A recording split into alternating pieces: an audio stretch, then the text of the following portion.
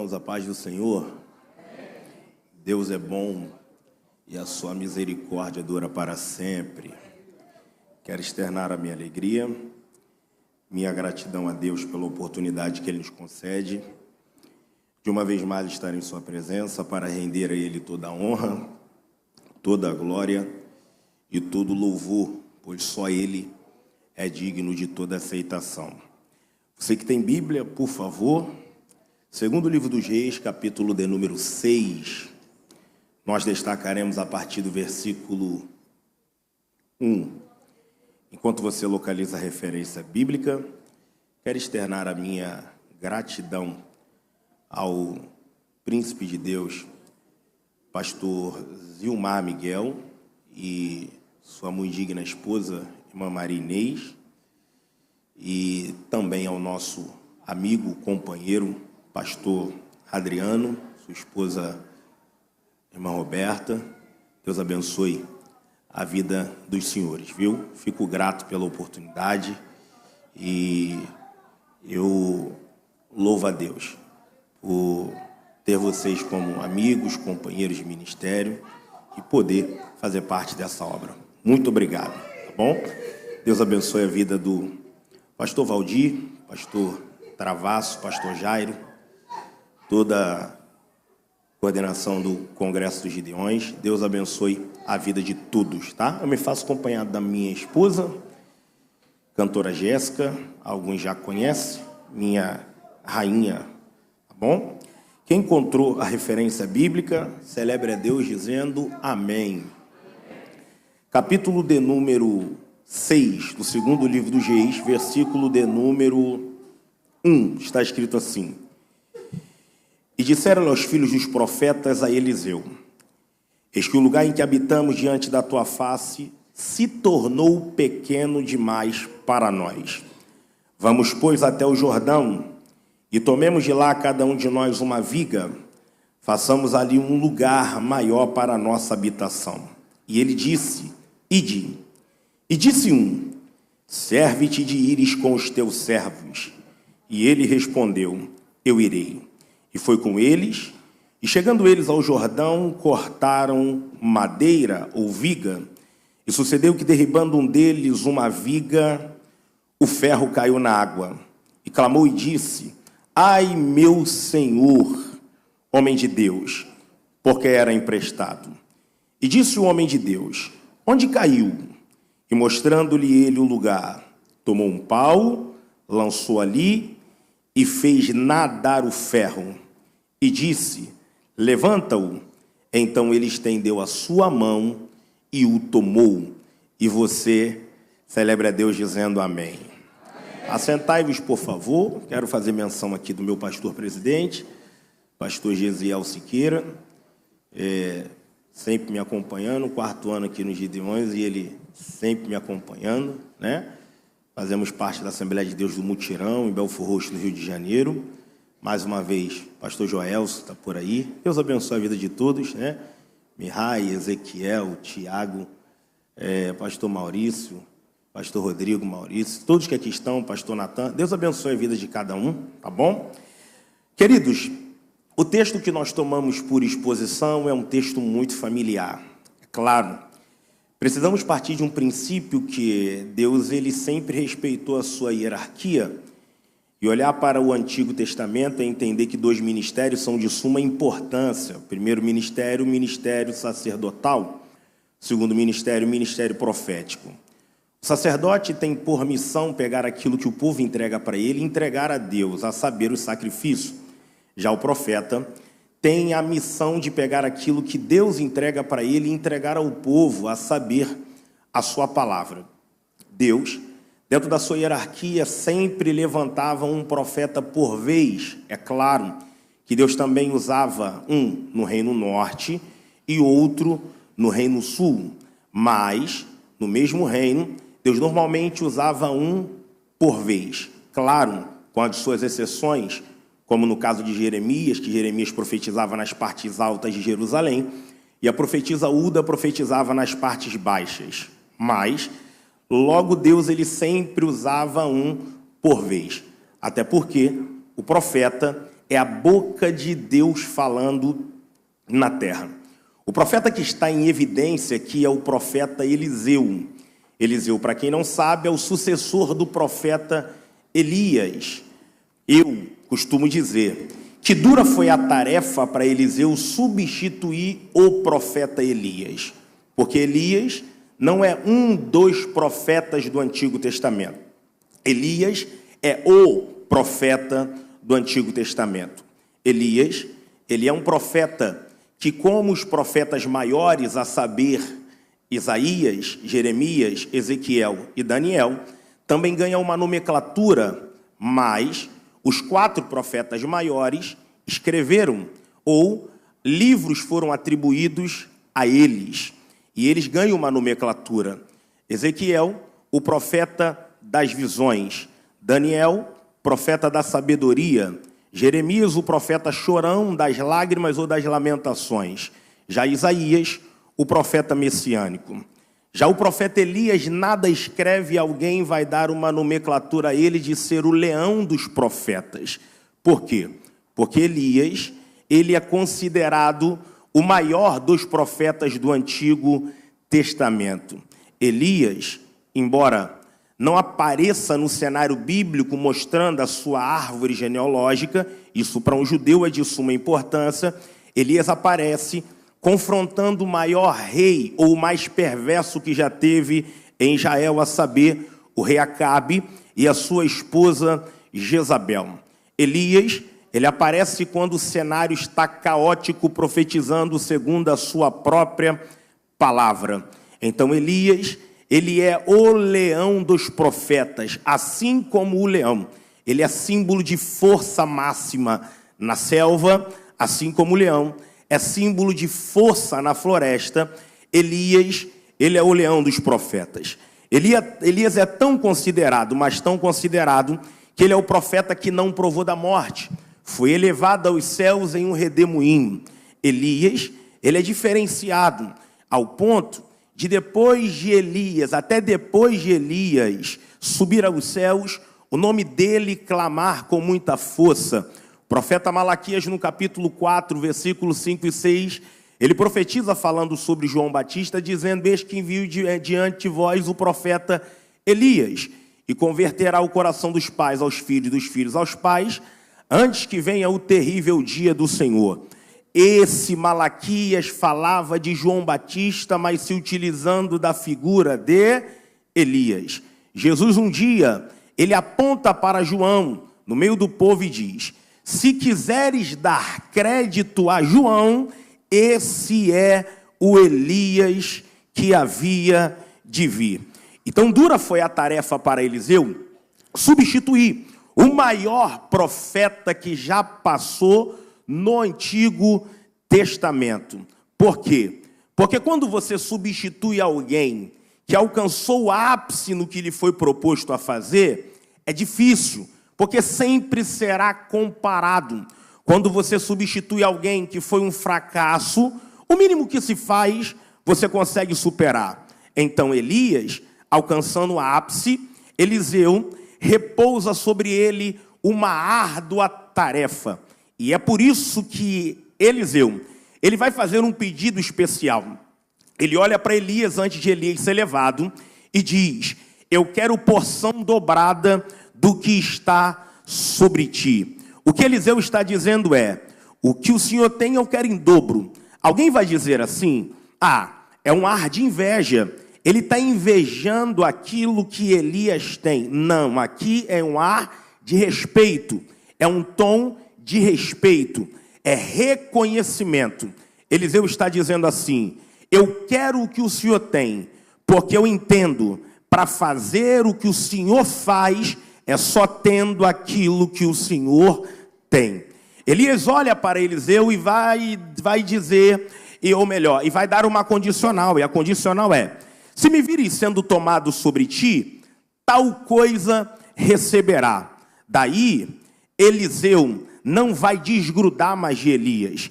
Elias vai para Gilgal, Elias vai para Betel, Elias vai para Jericó, e Eliseu está atrás.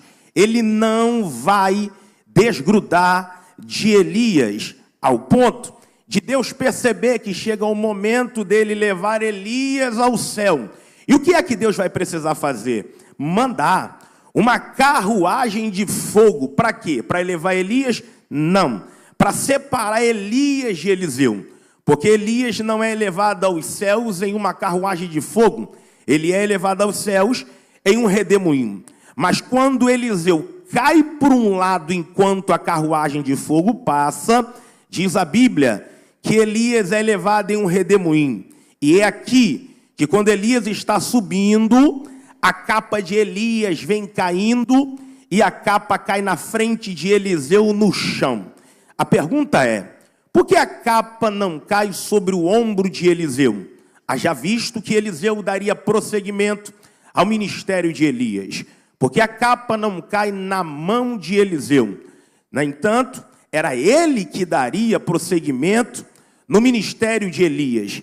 A capa cai ao chão. Por quê? Aqui, perceba que é o início do ministério de Eliseu e o final do ministério de Elias. E logo aqui nessa cena, eu já encontro o que é evangelho. Porque a capa cai no chão, Eliseu tem que abaixar e pegar. E evangelho é isso daqui. Você começa como Eliseu, descendo, para terminar como Elias, subindo. Porque se não for para terminar subindo, é melhor nem começar. Se o foco não for o céu, é melhor nem começar. Eu amo a Jesus. E a minha finalidade maior é chegar no céu. Então, para isso, a gente começa descendo para terminar um dia subindo. A Bíblia diz que Eliseu pega a capa e volta dando prosseguimento ao ministério de Elias. Ele volta dando prosseguimento àquilo que Elias havia começado. Eliseu não tem vaidade nenhuma em desconstruir aquilo que Elias começou para construir em cima aquilo que ele queria. Porque evangelho não é desconstruir história de ninguém. Ministério não é desconstruir ou acabar com a imagem de ninguém. Ministério é dar continuidade. O que Abraão começou, Isaac vai ajudando a concluir. Jacó vai ajudando a concluir. José vai ajudando a concluir. Evangelho é dar prosseguimento. A Bíblia diz que ele volta. E o que é que Eliseu vai fazer? Eliseu percebeu que o seu moço Elias tinha um discípulo, ou melhor, o seu senhor Elias tinha um discípulo. Quem era? Ele mesmo. Ele é o meu Senhor. E ele entende, eu preciso dar prosseguimento à obra de Deus. Aquilo que o meu Senhor começou. Ele decide então começar a fazer uma escola de profeta para dar aula para os filhos dos profetas. Porque Eliseu entende, quanto mais profeta tiver, melhor. Quanto mais pregador tiver, melhor. Quanto mais pessoas para Deus usar tiver, melhor. Ele monta uma escola de profeta. E nessa escola de profeta, ele vai dar aula para os filhos dos profetas. Ou seja, ele monta um seminário. O seminário está montado e quem é o professor? O profeta Eliseu. Os meninos vinham estudar com toda a alegria. Ouvir a história de Adão, ouvir a história de Noé, ouvir a história de Abraão, de Isaac, de Jacó, de Moisés. E os meninos voltavam para casa todos cheios de alegria. Olhavam para os seus pais e diziam: papai, hoje nós aprendemos que o mar abriu. E o pai todo orgulhoso perguntava: mas quem foi que fez o mar abrir? E o menino respondia: foi um homem chamado Moisés. Eu tenho 3 filhas e a minha filha chega em casa, enche a gente de orgulho quando diz assim: tirei 10 na prova, tirei 10 no teste. E aí, filha, como foi? Estava fácil demais. Eu já sabia de tudo. Enchi, ela enche a gente de orgulho. Imagina só, um O menino chegando em casa e dizendo: papai, eu aprendi quem é o maior construidor de altar na Bíblia. E o papai diz: quem é? É o homem chamado Abraão, nosso pai na fé. Papai, pensa num homem de fé. Era esse Abraão. E o menino falava com seu pai, e o pai ficava cheio de orgulho. A escola do profeta Eliseu, na segunda já estava lotado, na terça na porta já não entrava mais ninguém, na quarta na janela já tinha gente pendurada e dizendo: eu quero aprender com Eliseu. Até os profetas, acredito eu, que parava dizendo: eu quero ouvir o que ele está falando também. O que é isso? Prosseguimento na obra. Só que o texto aqui, do capítulo de número 6, que nós tomamos por exposição, começa dizendo assim: e disseram os filhos um dos filhos dos profetas a Eliseu: o lugar em que nós habitamos diante da tua face se tornou pequeno demais para nós. Quem me acompanha sabe que eu sou apaixonado pelas revelações do texto. Gente, o que foi que o menino disse aqui? O lugar em que nós habitamos, pastor Zilmar, já está pequeno demais para nós. Porém, todos nós somos sabedores, pastor Adriano, que todo texto tem o seu contexto. Seja contexto remoto, que são capítulos e versículos anteriores, ou contextos imediatos, capítulos e versículos posteriores. Um pregador que se preze, que não é preguiçoso, no mínimo, antes de ler um texto e aplicar o mesmo, ele tem que examinar os contextos para pregar. Então, vamos voltar um pouquinho aqui para entender o capítulo de número 6. Capítulo de número 5, pastor Misael. Capítulo de número 5, tem uma história de um homem que todos nós conhecemos. Assembleiano nem se fala, né? Todo mundo já passou pela campanha Os 7 Mergulhos de Naamã. Naamã, o leproso, general do exército do rei da Síria. Esse Naamã, ele ouviu por uma menina que estava na casa dele de Israel, que se ele tivesse diante do profeta, talvez ele seria curado da lepra. Naamã, enviado pelo rei da Síria até o profeta Eliseu. E a Bíblia diz que quando ele chega lá, Eliseu vai dar uma ordem. A ordem é: avisa para ele descer, mergulhar 7 vezes no Jordão, e ele vai ser curado. Ele fica irado, como foi pregado aqui, mas mergulhou. Desceu 7 vezes, foi curado. A história diz que quando ele fica curado, a sua pele se torna branco como de um bebê. Ele fica tão feliz, mas tão feliz, meu amigo José Santana, que ele diz assim: eu estou curado, eu quero dar presente para o profeta.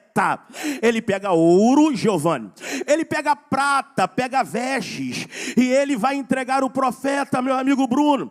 E quando ele chega para entregar, o profeta dá uma olhada para ele e diz: não quero nada do que vem da sua mão, dê meia volta, se retira, porque eu não quero presente nenhum. Naamã pega um punhado de terra para levar à Síria, e a ideia é: eu não posso entregar aqui na mão do profeta, porque ele não quer, mas eu vou levantar com a terra de Israel um altar na Síria, e de lá eu adorarei o nome do Senhor. Ele sobe na carruagem, cheio de segurança, e ele vai embora. Quando ele está indo, o profeta Eliseu, foca aqui, o profeta Eliseu, de todos os moços que ele tinha, que ele ensinava, tinha um que andava do lado dele, chamado Geazi. Geazi percebeu que Eliseu não pegou a oferta. Geazi diz assim: se ele não quer, eu quero. Se ele não recebe, eu vou receber. Ele vai correndo atrás de Naamã, e ele vai gritando, dizendo: Naamã, Naamã. Naamã dá uma olhada e diz: aí vem o moço do profeta. Talvez ele tenha boas novas para nós. Quando Naamã desce da carruagem, Geazi olha para ele e diz assim: a priori, o meu senhor Eliseu não quis receber as ofertas, nem a prata, nem o ouro e nem as vestes. Mas agora, ele pediu para que eu viesse aqui pegar e levar para ele. Porém, quem gosta da Bíblia sabe, Eliseu não mandou ele fazer nada. A ganância tomou conta dele. Ele diz, eu vou pegar para mim.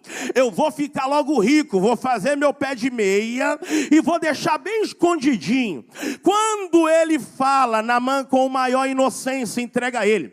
Ele volta, ele vai esconder tudo bem escondido. Desculpe aqui, senhores e senhoras, o termo pejorativo que eu usarei, mas Deus não é fofoqueiro.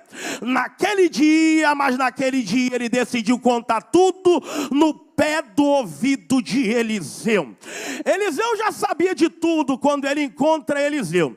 Ele está vindo, Eliseu para na frente dele, aponta o dedão e diz assim, pensas tu que o meu espírito não foi contigo aonde você foi?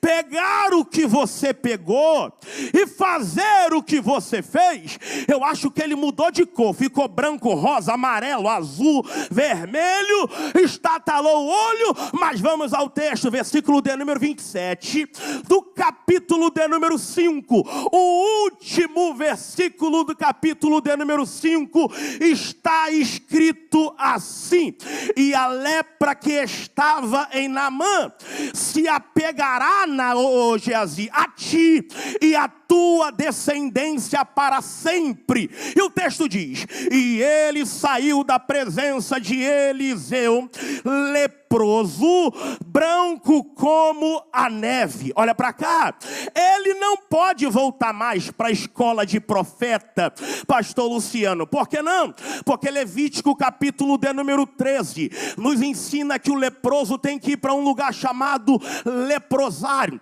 para se um dia for curado ou ser curado, ele ser supervisionado pelo sacerdote e voltar ao convívio normal. Mas aqui, ele não vai voltar. Por que não vai voltar? Porque a história está, a Bíblia diz, a lepra se apegou nele para sempre. Não vai voltar. Por que não vai voltar? Ele foi para o leprosário.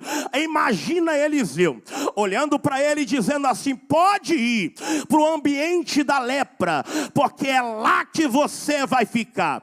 Porque quem é sujo, suje-se mais, e quem é limpo, limpe-se mais. O que é santo tem que ficar no meio dos santos, e o que é profano tem que ficar no meio dos profanos.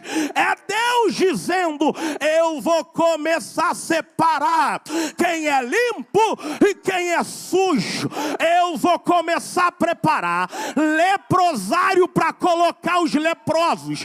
Eu não sei se vale para você dar glória. Altar é lugar para quem está limpo. Altar é lugar para quem está limpo. Altar é lugar para quem está limpo. Deus está dizendo, vai para, segura para você dar glória, vai para o leprosário. Imagina só, fechou o capítulo de número 5. Agora vamos entrar no capítulo de número 6. Aí o menino, quando Eliseu está, ou melhor, a classe está lotada, está completa. Eliseu entra pela porta da escola. Parece que eu vejo Eliseu metendo a mão no quadro e dizendo assim, vou começar por aqui. A gente vai começar essa história. O menino que está sentado dá um pulo aqui, pastor Misael, e diz, calma aí, profeta, por quê? O senhor vai começar a aula. A classe está lotada, mas Geazi ainda não chegou. A classe está cheia, mas Geazi ainda não chegou. Imagina Eliseu dizendo assim, eu não queria falar, mas vou ter que falar. Eliseu coloca a mão aqui e diz assim, que fique de exemplo para todos vocês. Geazi pegou o que não era para pegar. Geazi meteu a mão aonde não era para pôr a mão. E por isso, ele não vai voltar mais para cá. Olha aqui, olha aqui. Olha o que o texto vai, eu gosto da Bíblia. O texto diz, o menino vai dizer, então, o lugar em que nós habitamos diante da tua face se tornou pequeno demais para nós. É a interpretação de texto, senhores. Se tornou, porque não era. Até a notícia de Eliseu, o lugar estava normal. Mas agora que Eliseu falou assim, se tornou pequeno de, ou melhor, agora que Eliseu falou, ele não vem mais para cá, o menino diz, então, acabou de se tornar pequeno demais para nós. Mas calma antes da glória, calma.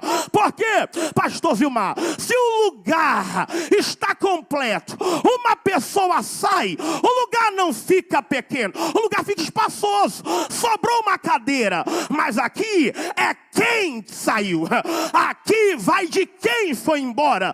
Quando ele ouviu, nesse tal de Geazi não volta mais para cá, o menino dá um pulo da cadeira e diz, agora pode trazer mais 100 cadeiras, que a igreja vai crescer, o lugar vai ter. Eu não sei se vale para você dar glória, mas existem pessoas que precisam sair do nosso meio para a obra começar a crescer. Depois que pessoas saem, até o que era para dar errado dá certo, até o que não era para funcionar passa a funcionar. Eu não sei se vale para você dar glória. Hoje, nessa manhã, Deus trouxe carta de demissão para a cambada de Geazi.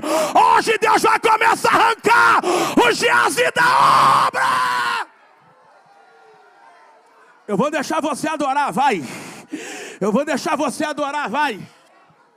Tem gente que impede a obra de crescer. Capítulo de número 4 do Evangelho de João. Um dia Jesus chegou e Jesus salvaria a maior missionária de toda a história. E quando é que Jesus vai salvar? Quando ele entendeu, se os discípulos me virem conversando com ela, eles vão dizer, Jesus está querendo arrumar uma coisinha também. Ela teve 5 maridos, que ela tem não é dela. Então sabe o que Jesus vai fazer? Está ali. Jesus pega os discípulos e diz, vai para a cidade comprar pão, vai para a cidade comprar pão. Aí Jesus dizendo assim, para a obra ficar completa, eu não tiro 1, eu tiro 12, vai embora. Eu tiro 12, vai embora. Para Deus dar crescimento no ministério de Abraão, Abraão teve que mandar Ló embora. Para a igreja crescer, até Judas teve que se matar. Para Orfa, ou melhor, para Ruth e Noemi colocar o nome na história, Orfa teve que voltar. Eu não sei se você vai dar glória, você vai chegar na tua casa, você vai chegar na tua igreja, vai ter gente mandando mensagem dizendo, Deus me mandou embora, Deus me mandou embora, Deus me mandou embora.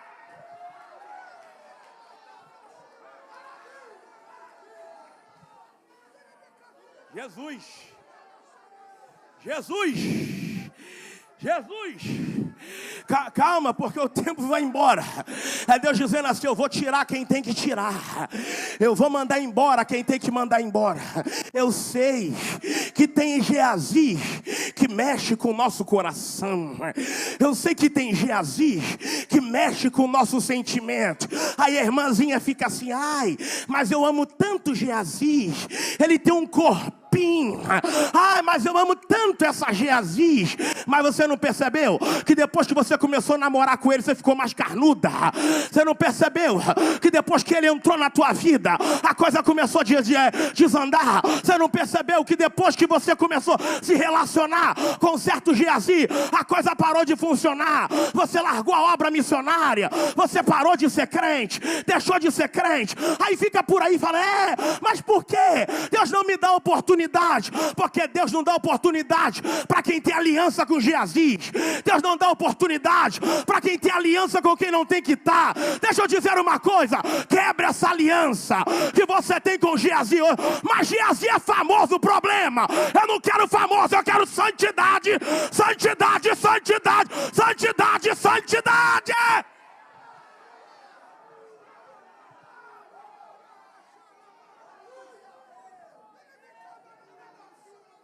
Calma. O menino, ele dá um pulo e diz, o lugar em que nós habitamos diante da tua face se tornou pequeno demais para nós. Ele fez uma observação, porém nessa observação, pastor Bruno Cordeiro, ele vai apontar um problema. Qual é o problema? Se eu digo para o senhor, ou para os senhores, o lugar ficou pequeno demais, eu estou querendo dizer o quê? Precisamos de um lugar maior, não é isso? Se o lugar está pequeno, eu estou dizendo, pastor Travasso, precisamos de um lugar maior. Olha o texto aqui.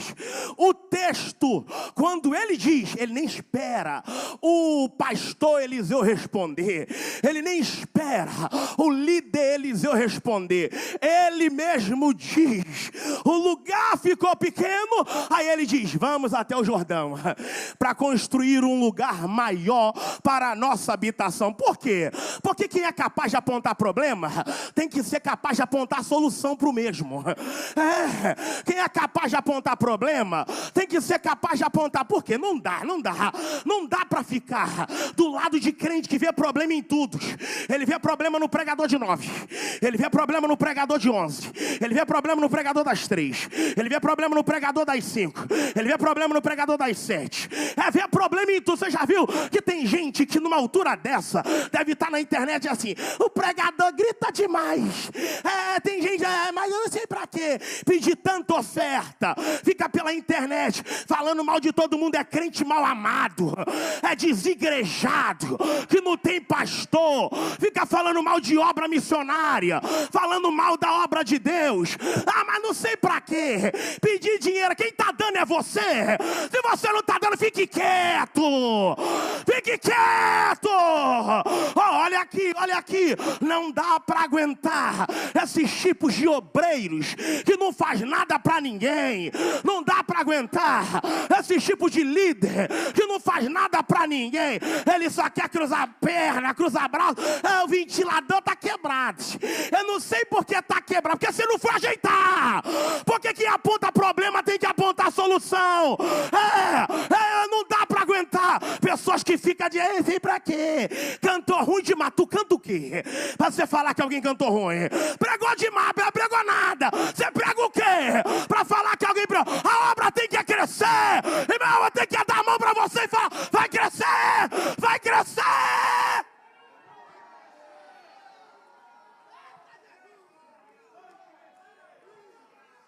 Olha aqui, Davi, trazendo a arca para Jerusalém, vacilou, a arca caiu no chão, e agora o que fazer? Aparece Obed-Edom, eu não quero nem saber quem é o culpado, traz, bota aqui na minha casa, eu não quero apontar problema, coloque aqui, na minha casa. Um dia Davi, ele viu um problema, qual? A arca da aliança está no relento, eu vou reclamar com Moisés? Não, ele falou, já que Moisés construiu um tabernáculo, eu vou construir um templo.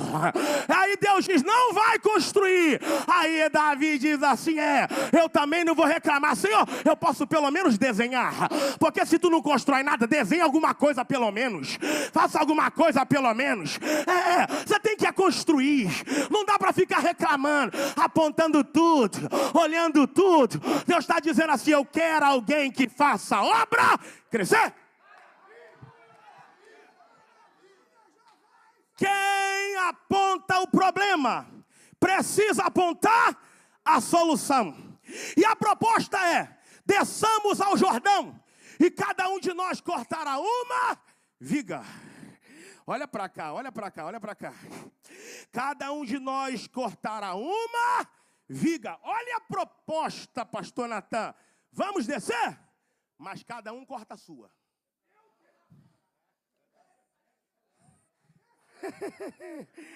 Lepa faua sandaraia. Cada um corta a sua.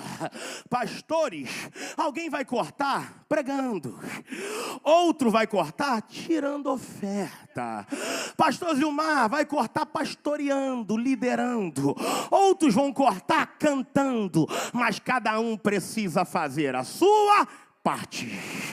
Aleluia, glória a Deus. Porque se não for para cortar, nem adianta. Isso daqui aconteceu na igreja de Corinto, tá? Um dia que alguém apareceu dizendo assim, eu não vou muito com a cara de Apolo não, a minha turma é a turma de Paulo. Aí alguém diz, eu já não sou muito com a cara de Paulo não, mas minha turma é a turma de Cefas. Pedro, a minha turma não, a minha é de Apolo. Aí aparece Paulo dizendo assim, por acaso está Cristo dividido no meio de vós? Deus. Eu plantei, Apolo regou, mas quem deu o crescimento foi Deus. É 100 daquele que está lá atrás, mais 100 daquele que está lá do outro lado, mais 10 de quem está aqui, mais 1000 de quem está ali, mais 15 mil de quem está lá, mais 10 mil de quem está na internet, mais 200 de quem está no altar, e a obra começa e continua crescendo, e a obra continua crescendo. É um fazendo, cada um fazendo a sua parte. Deixa eu perguntar para você, que viga que você que viga que você trouxe hoje? Você veio cortar a sua? Pergunta para alguém que está do teu lado, pergunta, você veio cortar viga? Pergunta, você veio cortar viga hoje? Pergunta, você veio fazer sua parte? Hein? Ou você está esperando alguém que está do teu lado aí dar glória a Jesus? Hein? Pergunta, você veio entregar adoração para Jesus hoje? Você veio entregar o seu louvor para Jesus hoje? Isso daqui fala de adoração.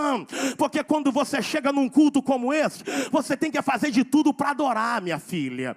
Você tem que fazer de tudo para dar glória, meu filho. Você tem que fazer a sua parte. Eu não dou glória porque alguém está pregando. Eu não dou glória porque alguém está cantando. Eu dou glória porque eu estou na presença daquele que é digno, daquele que merece toda a honra, merece toda a glória e merece todo o louvor. Isso, quem está no altar corta a viga dando glória, quem está lá embaixo corta a viga dando aleluia. É viga. Escute, cada um faz a sua parte, e o menino é específico, por quê? É cortar viga e não galho. Não, eu vou entrar.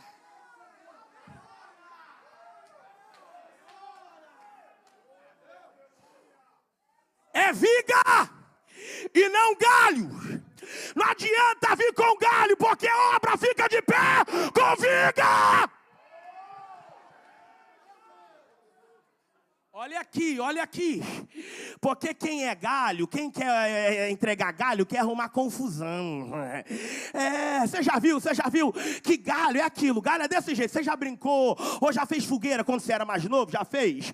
Galho é que a gente coloca galho para a fogueira começar a funcionar, mas a velocidade que ele acende, ele apaga.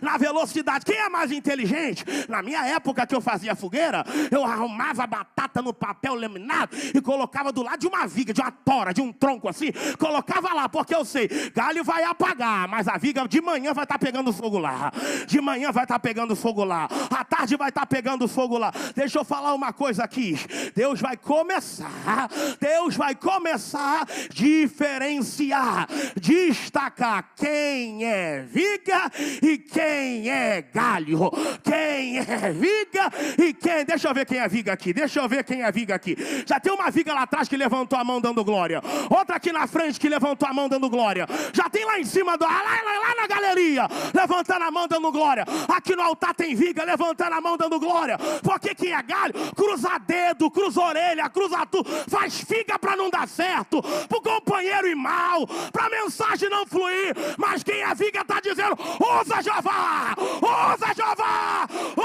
usa!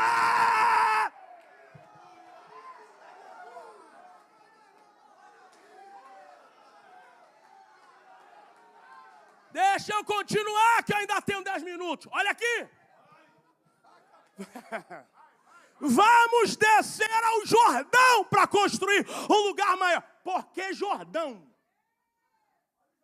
Olha aqui. Jordão significa o lugar do meio. Jailson, por quê? Te explico.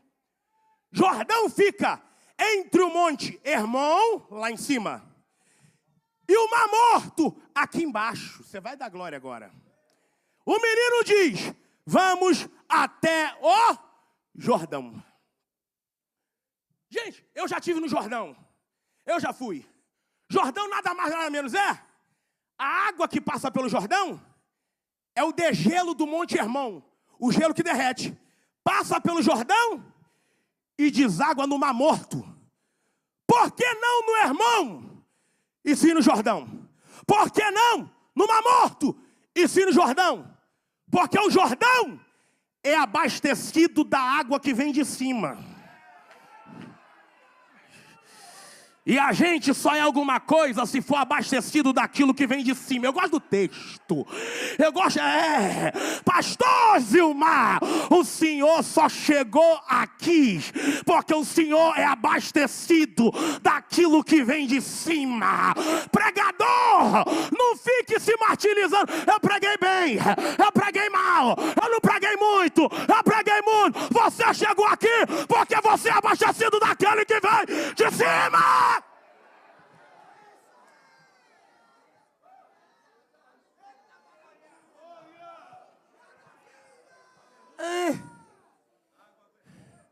Mas o pregador fulano de tal não é teólogo. Eu também não sou.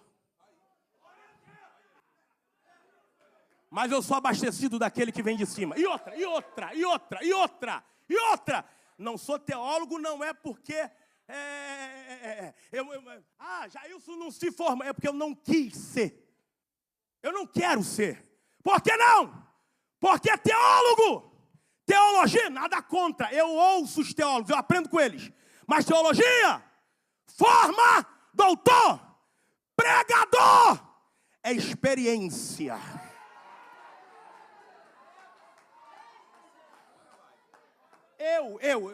Gente, falando de mim, não tem piada para ninguém. Eu não quero estudar para lecionar. Eu não quero estudar para dar aula. Eu estudo para viver e para pregar. Só que o fato de eu não querer ser teólogo não me dá direito de não respeitar quem é. E o fato de eu ser não me dá direito de eu não respeitar quem não é.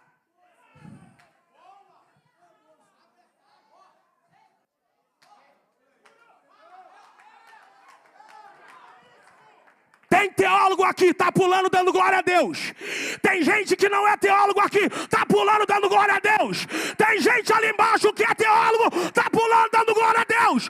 Tem gente que não é, tá pulando dando... Olha lá. Deixa eu ver quem é. Abre a boca. É vida!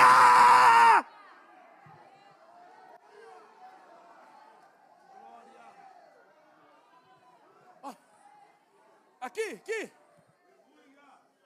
Eu decidi não ser. Eu estudo para viver primeiro e para pregar. Ponto. Jailson, eu não concordo, essa é a opinião sua. Eu vivo assim. Glória a Deus por isso. Por que Jordão e não Hermon? Porque no Jordão, todos os dias, a gente tem que declarar: sou abastecido daquilo que vem de cima. Se não vier de cima, o rio seca. Se não vier... Aleluia! Se não descer de cima, o rio seca. Pastor Bruno Cordeiro, eu te conheço antes de eu ser pregador, o senhor já pregava. E sabe por que o senhor está de pé até hoje? Porque é abastecido daquilo que vem de cima. Lá vai, eu não sei se você vai dar glória. Porque no Jordão e não no Mar Morto. O Mar Morto é simples. Não tem vida porque... não tem vida. É chamado... O Mar Morto é simples. É chamado Mar Morto porque não tem... Não, eu vou mais alto. Não tem... Eu sei, eu entendo. Embora não seja teólogo, eu entendo um pouco, tá? A quantidade de sal, há quem diga que vai ser Sodoma e Gomorra, mas... Enfim, não tem vida. Não tem vida. Se o peixe cair ali, ele pode até nadar rapidinho. Vai lá na profundidade. Mas já ele volta. Morto e fica boiando por cima das águas. Porque no Jordão, pastor do Texas, e não no Mar Morto, porque não adianta nada, tá por cima, mas tá morto. Tá por cima, mas tá morto. Jesus, me guarda. Ministério não é medido por quantidade de seguidor. Ministério não é medido por quantidade de views nos cortes do Instagram. Ministério é vida com vida. Ministério é mostrar quem você é de verdade. Ministério é você ser uma coisa na internet e a mesma coisa dentro de casa. Ministério é você ser um amorzinho no altar e um amorzinho dentro de casa. Não dá para fingir, não dá para ficar vivendo de duas caras. É ou não é? É ou não é? É ou não é? Olha aqui, olha aqui. Pregadores, desculpe aqui. Vou dar um conselho para vocês. Viu? Qual é o conselho? Procure um trabalho.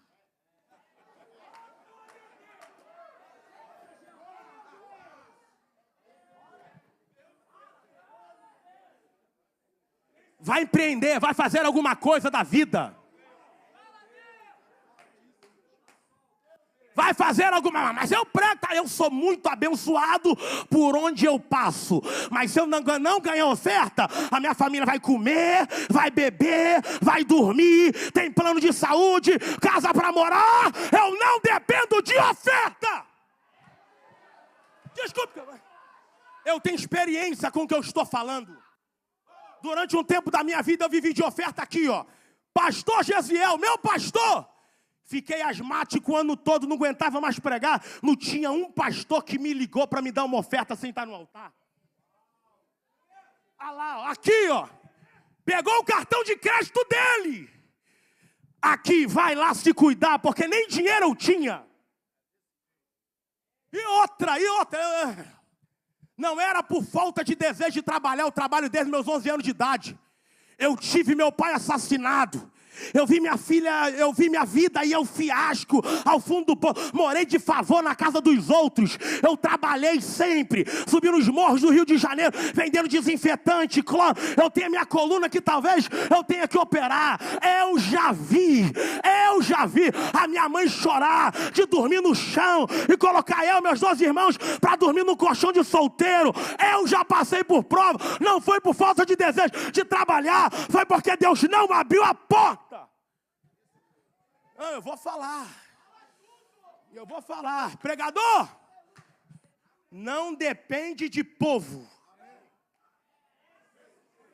Eu vou ter que voltar lá. Pastora Nilceia, foi onde eu me converti. Ela falava assim, ó: Jailson, nunca caia, porque Deus perdoa, mas o povo não.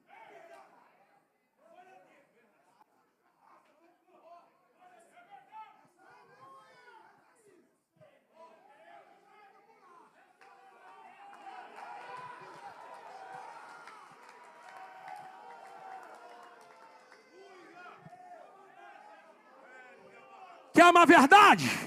Quer uma verdade? Não dá para ficar de enganozinho na igreja. Na internet ser uma coisa e no altar se fingindo ser alguma coisa que não é. Bota a cara para ver quem é de verdade. Mostra quem tu é de verdade. Não adianta ficar empurrando o carrinho velho na internet, mas fora dela anda com o dinheiro da igreja, carro da igreja, tudo da igreja.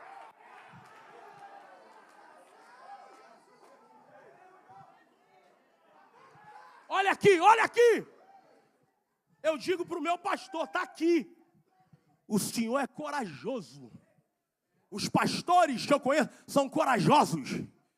Porque dão a vida para o altar. Dão a vida se doando para dar o melhor para o povo. E desculpe aqui, pode me criticar na internet, o povo é ingrato. O povo é ingrato. Pastor vai lá. O fulano trai a esposa. O pastor conversa, reconciliou. A fulana foi embora. Pastor e a pastora conversa, se reconciliou. Se o pastor vacilar uma vez, o povo vai todo embora e não volta nunca mais. Ainda sai falando mal.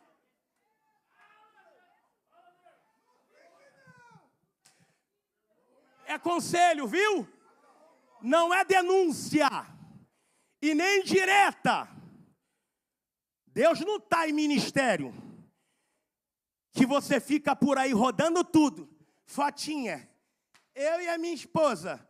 Só que o dia que teu filho passar mal, você leva pro UPA. Não tem nenhum plano de saúde. Desculpa, irmão. Me desculpa aqui. Me desculpa.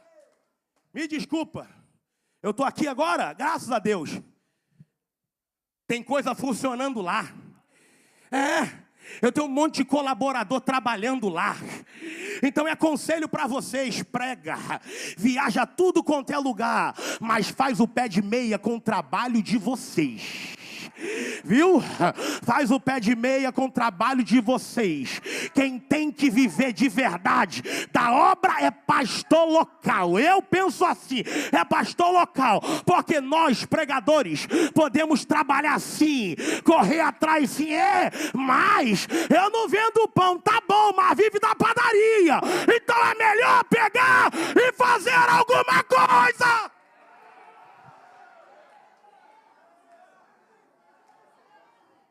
Mano, fica de pé pra gente terminar, que meu horário acabou.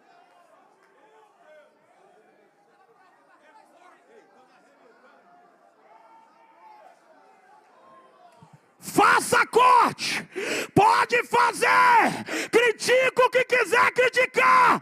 Eu tenho a minha casa, eu tenho a minha família, eu falo aquilo que eu tenho na cabeça e acabou.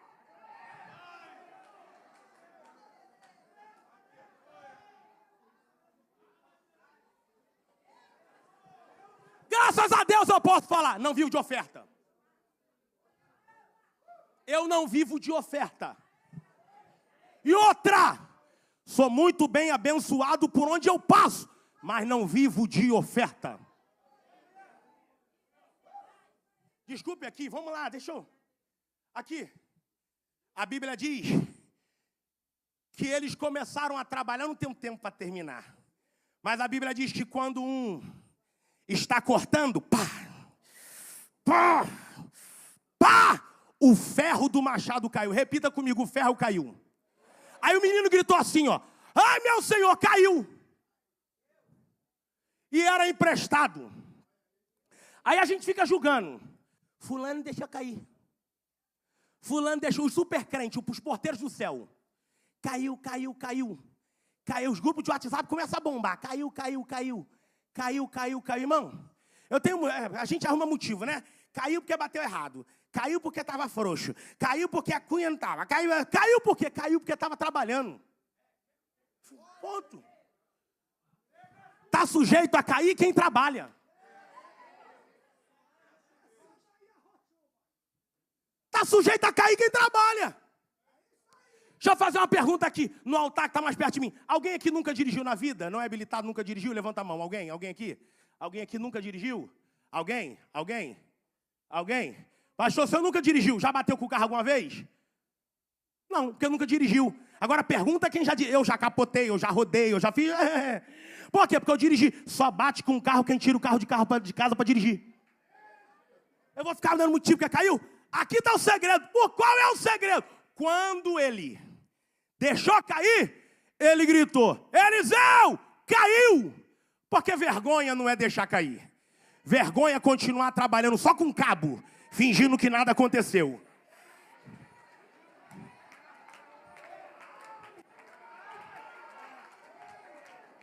Pergunta para quem está do teu lado, o machado está no lugar? Pergunta para quem está do teu lado, o machado está no lugar?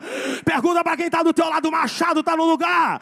Se o machado está no lugar, tu não critica ninguém. Se o machado está no lugar, tu não se mexe na vida de ninguém. Se o machado está no lugar, você não quer ficar bajulando ninguém. Se o machado está no lugar, você quer saber, vou cortar, vou cortar, vou cortar, vou cortar! Corta! Vai cantar?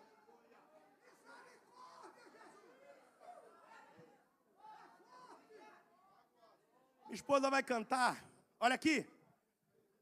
A última aqui, ela canta agora. A Bíblia diz que Eliseu veio. Você vai dar glória. Jogou um pedaço de madeira. Cortou madeira e jogou. No lugar que o ferro caiu. Eu já vi imã puxar ferro. Agora madeira, primeira vez. Mas calma aí. O que Eliseu jogou? Madeira. Repita comigo, madeira. Era só Eliseu chegar lá, pastor, e falar assim, ó. Igual meu profeta Elias falou, segundo a minha palavra, ferro flutua. Flutuaria sim ou não? Flutuaria sim ou não? Mas sabe o que ele fez? Jogou madeira. E por que jogou madeira? Porque quando se reuniram, a proposta foi: vamos construir um lugar maior com madeira. Quando eu investi no reino, quando eles decidiram investir no reino, eles decidiram investir Madeira. Agora o reino vai investir nele, vai investir o quê? Madeira. Porque o reino não te dá nada que você não seja capaz de dar para ele. Se você deu madeira, é madeira que o reino vai te dar. Eu estou aqui, olha aqui, irmão, olha aqui. Minha esposa está aqui. Eu vivo milagres de Deus. Eu tenho 3 meninas. Uma de 11, uma de 3 e uma de 1. É propósito meu, cada uma delas já tem um apartamento comprado para quando crescer. Fruto do meu trabalho. Meu trabalho. Mas você acha o quê? Eu, pastor, nunca tinha pisado nos Gideões missionários da última hora. Morando na casa da minha sogra um dia. Eu assistindo na frente do computadorzinho. E eu lembro que colocaram um monte de conta assim para depositar. Não tinha Pix ainda. Eu queria dar uma oferta. Eu tinha uma motinha que eu tinha ganhado do meu irmão, um documento atrasado. Eu não tinha R$1. Enquanto eu estava na frente, que Deus me puna. Eu não brinco com as coisas de Deus. Que Deus me puna se eu estiver mentindo.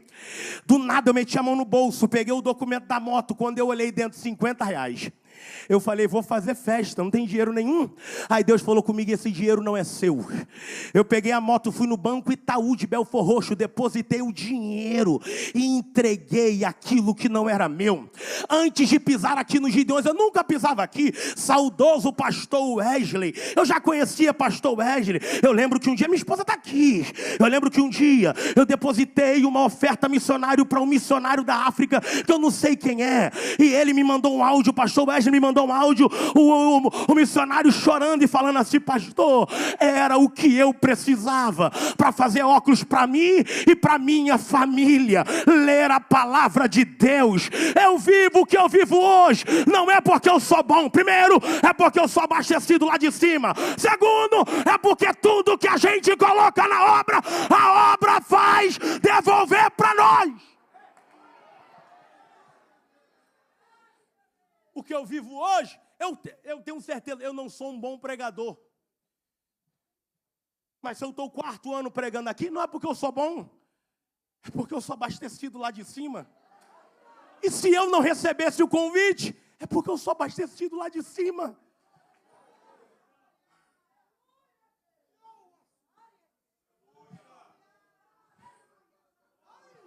Deixa eu te fazer um convite. Você quer ter tua vida mudada? Corra aqui na frente, por favor. Eu falo mudar de verdade, é vida financeira, é vida espiritual, é ministério. Corra aqui na frente, por favor.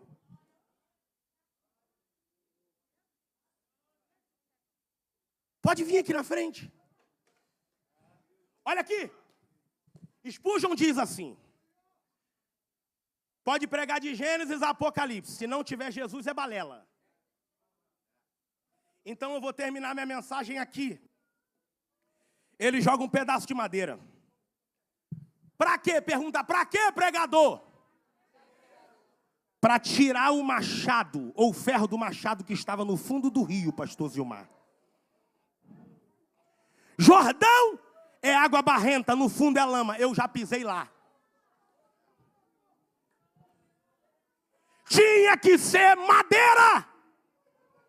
E o Jordão tinha que ficar no meio. Jailson, me explica. O machado caído era eu. Era tu. Afundado na lama do Jordão. Com o nariz cheio de cocaína, cheio de cachaça na cara. Fugido, devendo agiota. Alguém querendo te matar, querendo acabar com a tua vida. E o povo apontando para tua mãe, para teu pai, dizendo, falei que não ia valer nada. Eu falei que ia dar trabalho. Só que Eliseu jogou um pedaço de madeira. O que o diabo não contava é que o ferro do machado que é tu, está afundado lá no Jordão. Aí vem Deus Pai, lança Jesus lá na cruz do meio, que é a madeira. E o que é que acontece? Ele tira você do fundo do Jordão, levanta a mão e diz, aqui ninguém toca, aqui ninguém toca. não fosse o sacrifício da cruz, eu não estaria aqui e você também não. Sabe por que tem gente aqui, os irmãos estão ajoelhados? Por causa do sacrifício no madeiro. O sacrifício no madeiro. Eu profetizo sobre a vida de vocês, olhe para cá. Deus vai mudar a história, a família de vocês, Deus vai mudar a situação de vocês. Eu profetizo que Deus vai prosperar vocês. Eu profetizo que você terá para emprestar e não pedirá emprestado. Eu profetizo que a tua família não vai ter necessidade de nada. Eu profetizo que a tua casa não terá necessidade de nada. Eu profetizo que Deus vai abastecer a tua casa, abastecer a tua família. Eu profetizo que você vai sair daqui uma tocha cheia de poder, cheia de unção. Então receba agora, solta para ela cantar. Então receba agora, receba agora, receba agora.